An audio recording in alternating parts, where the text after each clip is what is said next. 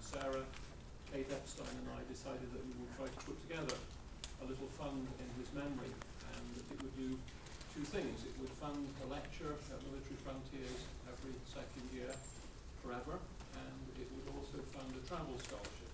Sean was a great traveller, enjoyed travel, and we're very happy that Sean's mother is here with us today, and also one of Sean's best friends, Jason Warren, who has very kindly agreed to just remind us about some of the things we most liked about him.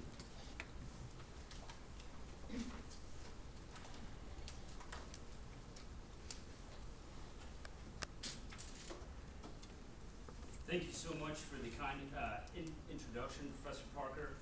I'm privileged to share with you thoughts and memories of my mentor and friend, Lieutenant Colonel Sean Judge, to whom today's keynote address is dedicated. Thank you to the conference organizers for inviting me to do so. Sean's memory will continue to live on as we share and talk about his accomplishments and passions. Sean's passion for military history is well known. He collected an impressive collection of 1,300 books, and in true military fashion, cataloged them all. Just one of among many reasons why he is a more disciplined officer than I am. Book number one of that impressive collection was Ira Peck's The Battle of Midway. Sean wrote, "The book changed my life in two ways. First, it started my passion for history, military history in particular. Second, I determined that I wanted to be a pilot and I wanted to serve my country." Isn't it amazing that he obtained the book at the young age of 6 and determined that same year to pursue military history at the Air Force Academy? Talk about aiming high early in life. My daughter Alice is nearly 6, and she is more concerned with the Berenstain Bears bedtime stories, and I'm actually fine with that. Of course, Sean's achievement in attaining the Ph.D., as well as the high quality of his dissertation, which will be converted into a book, speak volumes about his passion for the field and his ability as a scholar. I would be remiss, however, if I did not address why I think we celebrate Sean's life with a memorial fund in addresses like the forthcoming one dedicated to him. I was struggling to conceive of an appropriate way to describe briefly why Sean is so important to all of us. In keeping with my charge of describing Sean's relationship with military history, I consulted my single favorite text, Thucydides, specifically Pericles' funeral oration. In the famous speech given after the first year of the bloody Second Peloponnesian War, Pericles equates the good fortune of Athens, his beloved polis, to the virtue of its fallen heroes. As Pericles explains, it is their virtues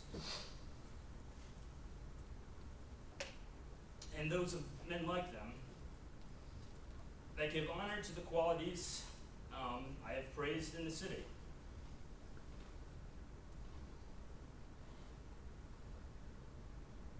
Sean had the virtue to remain above the fray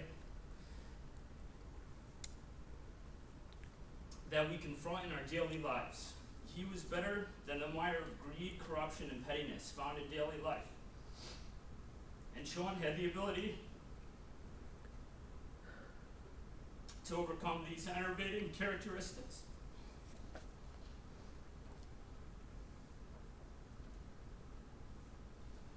A post captured this sentiment perfectly after Sean donated his eyes.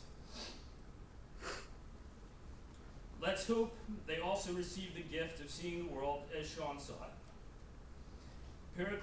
Pericles goes on to say, "It seems to me that the conclusion of these men's lives is what reveals man's virtues. And so it was with Sean, who with bravery and class fought his battle against cancer. He was true to his admirable nature throughout his life, even in the most difficult of times.